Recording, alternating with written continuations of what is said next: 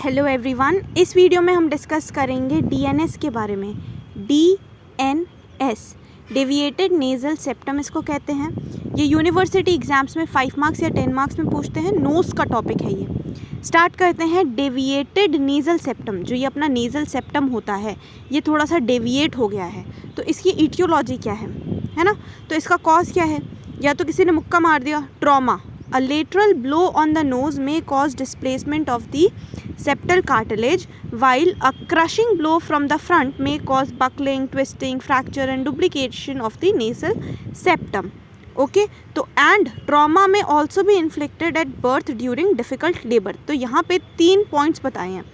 Trauma में 3 conditions बताए हैं। सबसे पहले ये बताया कि लेटरल ब्लो जब लगेगा, कोई अगर साइड से मुक्का मार रहा है नोज़ पे, तो वो उससे क्या होगा कि वहाँ नोज़ के अंदर जो सेप्टल कार्टिलेजेस होते हैं छोटे छोटे, तो सेप्टल कार्टिलेजेस जो हैं वो डिस्प्लेस्ड हो जाएंगे अपनी जगह से, अगर कोई साइड से लेटरल मुक्का मारेगा तो, है ना।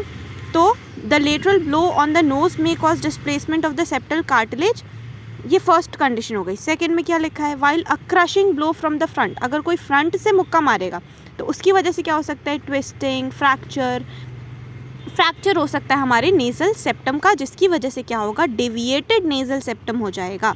ऑल्सो जब ये जो ट्रॉमा है, ये जब डिफ़िकल्ट लेबर जो नहीं होता, लेबर के टाइम पे, डिलीवरी के टाइम पे, जब बर्थ इंजरी जो हो जाती है, उसमें भी नोज़ के अंदर, नेज़ल सेप्टम के अंदर इंजरी हो सकती है ड्यूरिंग डिफ़िकल्ट लेबर, तो भी डीएनएस डेविएटेड नेज़ल सेप्टम होने के चांसेस ज़्यादा हैं।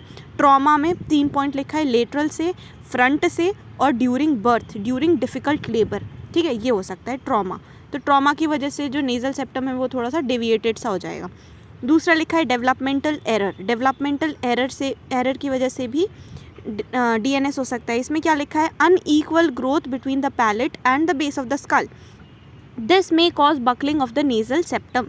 Okay, and DNS may also be seen in cases with cleft lip, cleft palate and in those with dental abnormalities. तो जिस इसमें तो पहली चीज़ ये लिखी है कि जब हमारा एम्ब्रियोनिक डेवलपमेंट जो होता है, जो बच्चा, जो फीटस जो है वो डेवलप जब कर रहा होता है, तो उसमें अगर अनईक्वल ग्रोथ हुई है between the palate and between the base of the skull, जो हमारी पैलेट होती है, हार्ड पैलेट, सॉफ्ट पैलेट जो भी है, अगर उसके अंदर और बेस ऑफ द स्कल में अनईक्वल टाइप ऑफ ग्रोथ हुई है, ये वन ऑफ द फैक्टर है which is responsible for deviated nasal septum.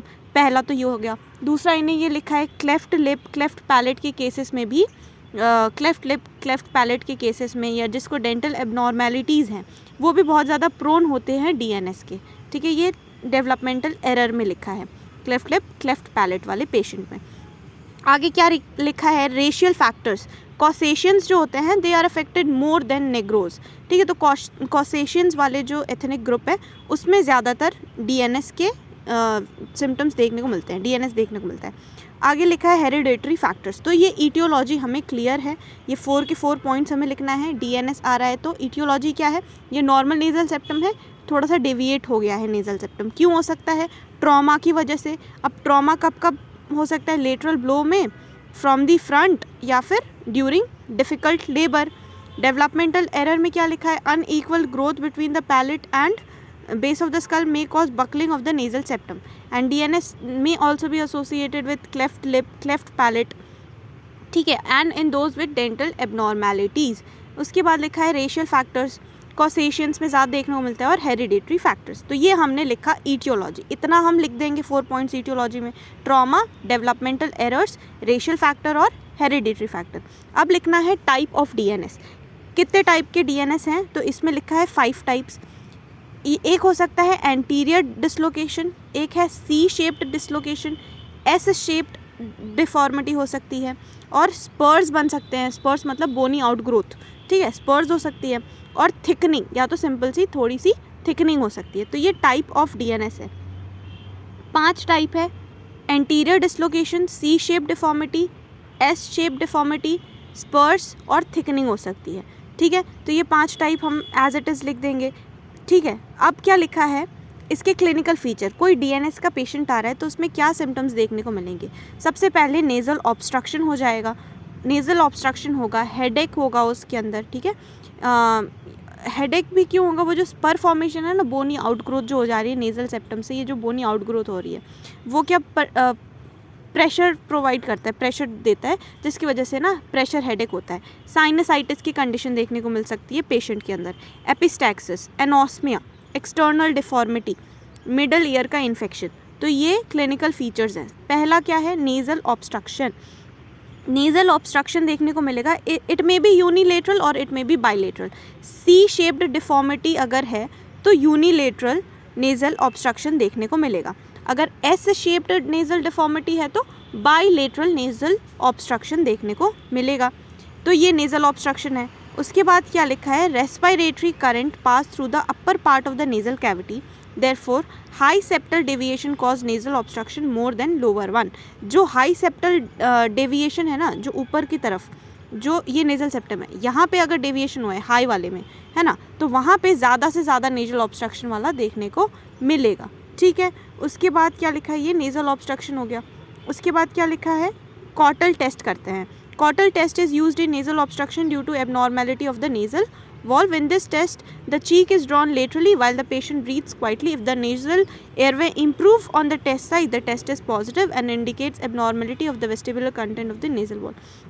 तो इसमें सिर्फ हमें इतना लिखना है कि इस कॉटल टेस्ट करते हैं नेज़ल ऑब्स्ट्रक्शन के लिए, सिंपल सा इतना ही लिखना है। Nasal obstruction can be unilateral and can be bilateral. Simple first clinical feature is nasal obstruction, नाक बंद।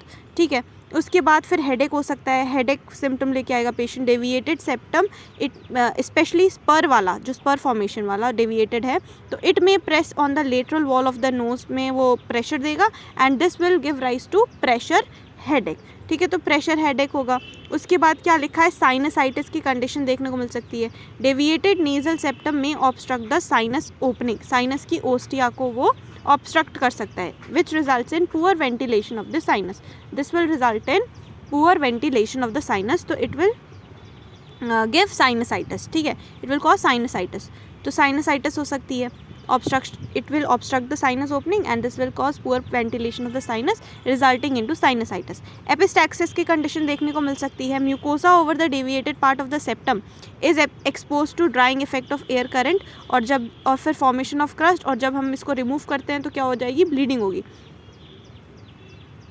ये एपिस्टैक्सिस हो सकता है. ठीक है, तो म्यूकोसा जो deviated part of nasal septum है, यहाँ का जो म्यूकोसा है वो एयर के इफेक्ट से क्या होगा, ड्राई हो जाएगा और यहाँ पे थिक क्रस्ट बन जाएगा. और जब इसको रिमूव करेगा जो भी है वो बच्चा या जो भी है एडल्ट, तो it when removed it will cause bleeding leading to epistaxis. Anosmia हो सकता है occur due to failure of inspired air to reach the olfactory region. ठीक है, तो anosmia loss of smell, external deformity and middle ear का infection. It may also predispose to middle ear infection. ठीक है, तो ये क्लिनिकल फीचर्स है. Nasal obstruction हो सकता है. एक सेकेंड, यहाँ पे क्या क्या हो सकता है क्लिनिकल फीचर. डीएनएस के क्लिनिकल फीचर्स क्या है, ऑन टिप होना चाहिए. सबसे पहले क्या है, nasal obstruction, may be unilateral may be bilateral. उसके बाद हेडेक हो सकता है ड्यू टू स्पर फॉर्मेशन वाला nasal DNS. Sinusitis, epistaxis, anosmia, external deformity and middle ear infection. What is the treatment. तो minor degree of septal deviation with no symptoms requires no treatment. अगर थोड़ा बहुत deviation है, कोई ज़्यादा symptoms severe वगैरह कुछ है नहीं, तो उसमें कोई ट्रीटमेंट करने की ज़रूरत नहीं है. पर अगर थोड़ा सा सीवियर है ना, मैकेनिकल नेज़ल ऑब्स्ट्रक्शन और बहुत सीवियर सिम्टम्स अगर प्रोड्यूस हो रहा है, तो वहाँ पे हम क्या करेंगे, सब म्यूकस रिसेक्शन ऑपरेशन, सब म्यूकस रिसेक्शन ऑपरेशन कर देंगे. ठीक है, तो सब म्यूकस रिसेक्शन ऑपरेशन करेंगे, ये इसका ट्रीटमेंट है. तो ये हमारा हो गया डीएनएस के बारे में. डेविएटेड नेज़ल सेप्टम इसको कहते हैं. ठीक है, और इसकी इटियोलॉजी 4 है. Trauma due to developmental error, cleft lip, cleft palate के पेशेंट में, racial factors, Caucasians, hereditary factor. फिर टाइप्स में 5 टाइप है. Anterior dislocation, C shape deformity, S shape deformity, spurs और थिकनिंग.